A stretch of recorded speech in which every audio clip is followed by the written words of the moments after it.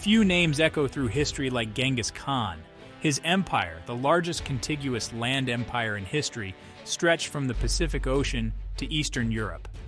Born Temujin, his early life was a brutal struggle for survival on the harsh Mongolian steppe.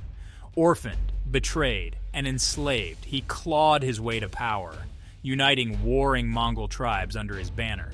Genghis Khan was a brilliant strategist, a cunning diplomat, and a surprisingly progressive ruler for his time. He fostered religious tolerance, promoted meritocracy, and established a sophisticated system of laws and governance. This is the story of the man behind the myth. It's a tale of ambition, brutality, but also of unexpected brilliance and lasting impact.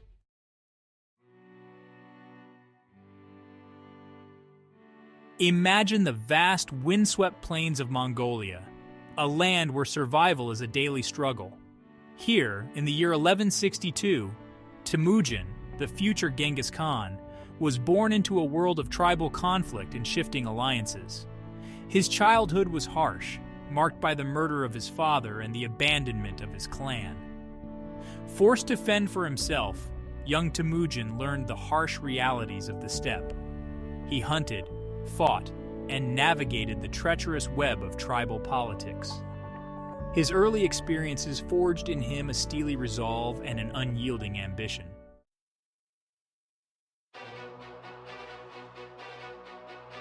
The Mongolian steppe was a harsh mistress, unforgiving and demanding.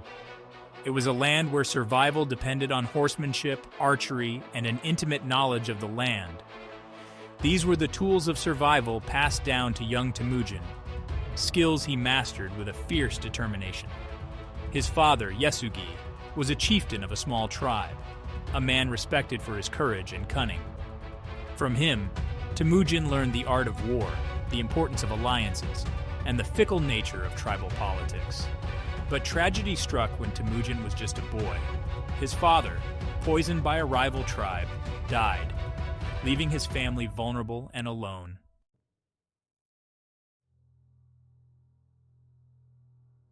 Survival was a daily struggle for the orphaned family. They hunted, scavenged, and lived hand-to-mouth, facing constant threats from rival tribes and the unforgiving elements. Temujin, hardened by hardship, emerged as a natural leader, his intelligence and bravery evident even at a young age. A rival tribe, seeking to eliminate any threat from the remnants of Yasuge's clan, attacked their encampment. Temujin and his brother Kasar, in a desperate act of self-defense, killed their older half-brother Begter, who had been bullying and threatening them. This act, born of survival, had profound consequences.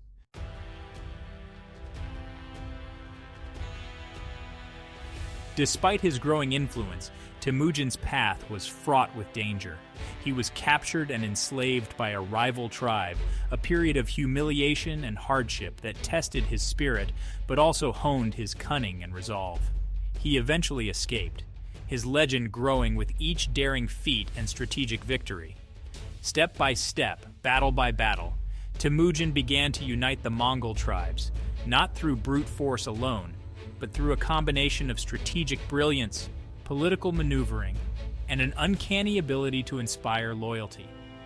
He broke the traditional power structures, promoting individuals based on merit rather than lineage. He introduced a new legal code, the Yasa, which emphasized justice, loyalty, and order. The name Temujin, whispered in awe and trepidation, would soon be replaced by a title that echoed across the steppes and beyond: Genghis Khan.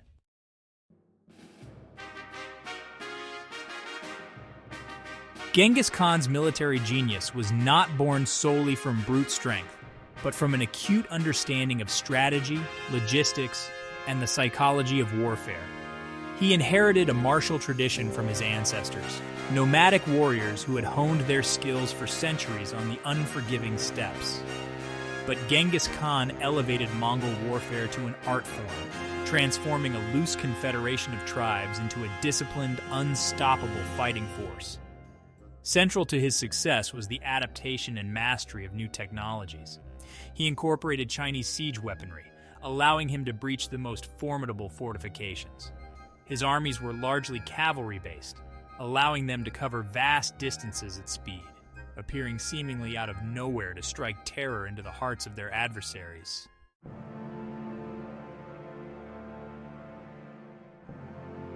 The Mongol warrior was a product of his environment, shaped by the harsh realities of nomadic life on the steppes. Riding was a way of life, instilled from childhood, and the Mongol warrior was virtually inseparable from his steed. This intimate bond between man and horse was crucial to their military success, granting them unmatched mobility, endurance, and tactical flexibility. Mongol horses, though smaller in stature than their European counterparts, were incredibly hardy and adaptable, capable of surviving on the sparse grazing lands of the steppes. They could cover vast distances without tiring, allowing the Mongol armies to outmaneuver and outlast their enemies.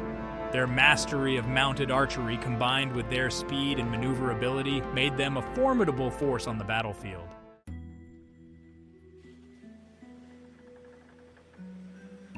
Genghis Khan understood that true victory lay not just in defeating armies on the battlefield, but in breaking the will of his enemies. He employed psychological warfare with chilling effectiveness, cultivating a reputation for ruthlessness that spread fear far and wide.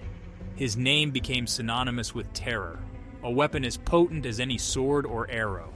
He often offered his enemies a choice: surrender and be spared, or resist and face utter annihilation. Cities that refused to open their gates were put to the sword, their populations massacred, their buildings razed to the ground. These acts of brutality, while abhorrent, were not simply acts of wanton cruelty. They were calculated displays of power, designed to instill fear and discourage future resistance.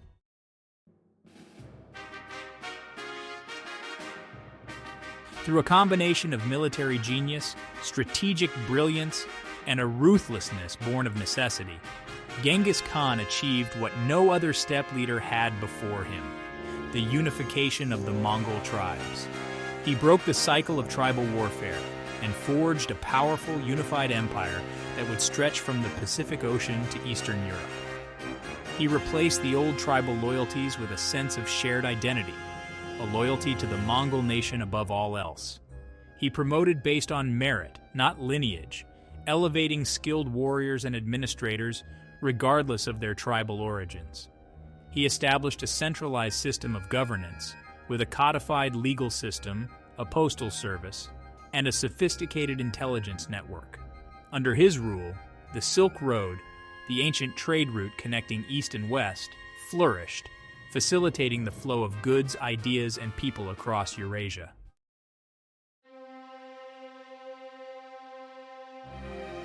The Silk Road, that vital artery of trade and cultural exchange, would become a path of conquest for Genghis Khan. It led his armies westward, towards the powerful Khwarezmian dynasty, a sprawling empire that encompassed Persia and parts of Central Asia. Initially, Genghis Khan sought diplomacy, sending envoys to establish trade relations and secure safe passage for merchants. But the Shah, blinded by pride and suspicion, rejected the Khan's overtures. He imprisoned Mongol envoys and, in a fateful act of defiance, executed a Mongol ambassador. This act of aggression ignited a fury that would consume the Khwarezmian Empire.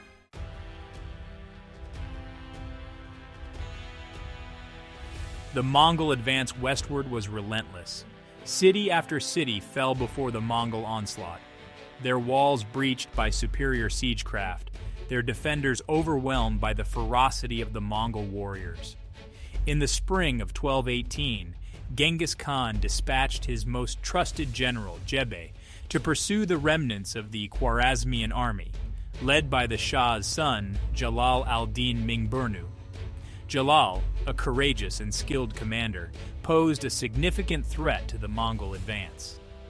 The two armies clashed near the town of Yehuling in present-day Afghanistan. The battle raged for 2 days, a brutal contest of skill and endurance. The Mongol encirclement was complete, and the Khwarezmian army, trapped and overwhelmed, was shattered.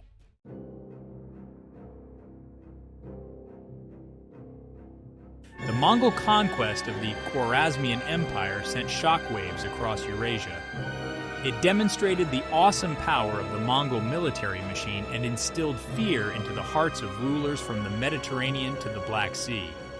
In 1220, a Mongol army led by the brilliant general Subutai, a master of reconnaissance and lightning warfare, crossed the Caucasus Mountains, entering Europe for the first time. Their objective was not conquest, at least not yet, but reconnaissance. They sought to gather intelligence, to assess the strength and weaknesses of the European kingdoms. The Mongols, masters of psychological warfare, exploited these divisions, raiding and pillaging, spreading terror and sowing discord.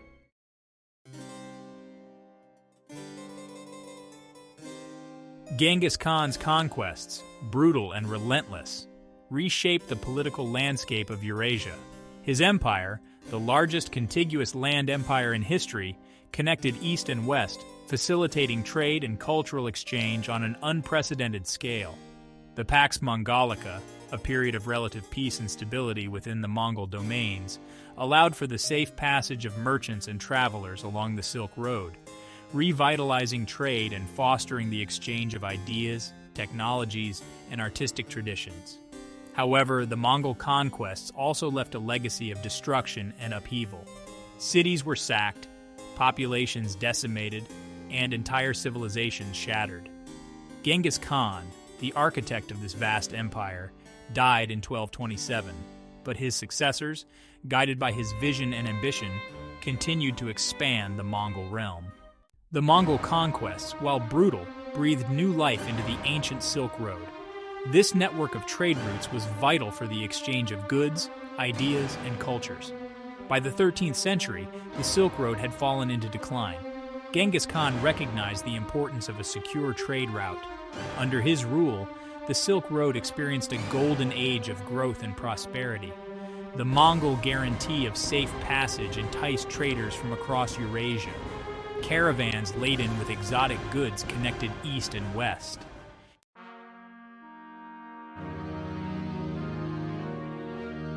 Genghis Khan's legacy extends beyond his military conquests and the revitalization of trade.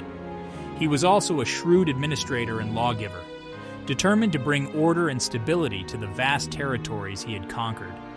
His legal code, the Yasa, while harsh by modern standards, was remarkably progressive for its time, embodying a pragmatic approach to governance and a keen understanding of the diverse peoples he ruled.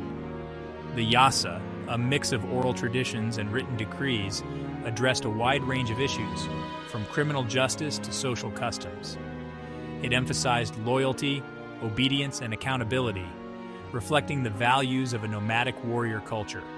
Punishments for crimes were often swift and severe, designed to deter future transgressions and maintain order in a sprawling empire. However, the Yasa also contained surprisingly enlightened provisions. It promoted religious tolerance, a radical concept in an era marked by religious persecution. Genghis Khan himself, while adhering to traditional Mongol shamanism, welcomed followers of various faiths into his court and administration. Furthermore, the Yasa recognized the importance of meritocracy, promoting individuals based on their abilities rather than their social status or lineage. This emphasis on merit, a departure from the often rigid social hierarchies of the time, helped to foster a sense of unity and loyalty among the diverse peoples of the Mongol Empire. Genghis Khan's shadow looms large over history, synonymous with awe-inspiring military achievements and chilling acts of brutality. A ruthless conqueror who united tribes and forged a vast empire. He promoted trade and religious tolerance, reshaping Eurasia. The Mongol Empire connected east and west, fostering economic growth and cultural diffusion. His innovative military tactics influenced warfare for centuries. Genghis Khan's legacy continues to fascinate and challenge us.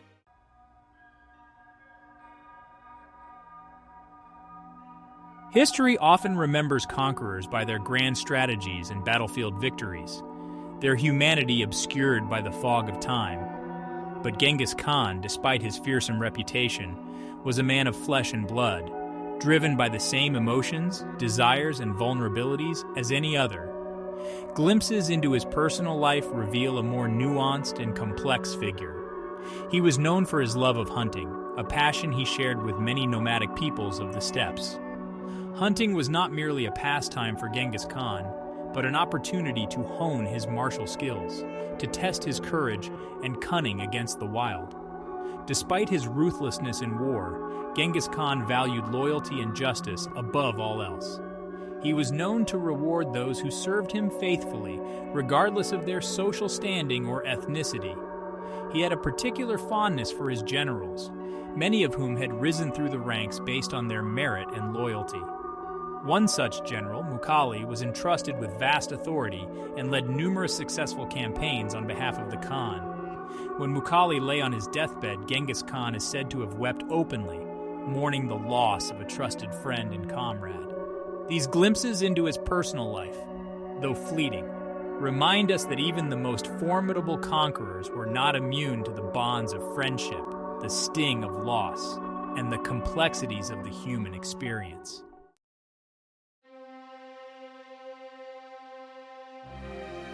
Genghis Khan, the name still echoes across the centuries, a whisper of wind across the vast Mongolian steppe, a brutal conqueror who forged an empire on a scale the world had never seen, yet a pragmatist who valued justice, meritocracy, and the flow of goods and ideas.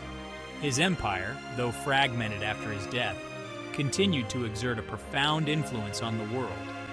His descendants established dynasties that stretched from the Black Sea to the Pacific Ocean. The Pax Mongolica facilitated cultural exchange and economic prosperity on an unprecedented scale. He remains an enigma, a figure shrouded in myth and legend, but his impact on the world is undeniable.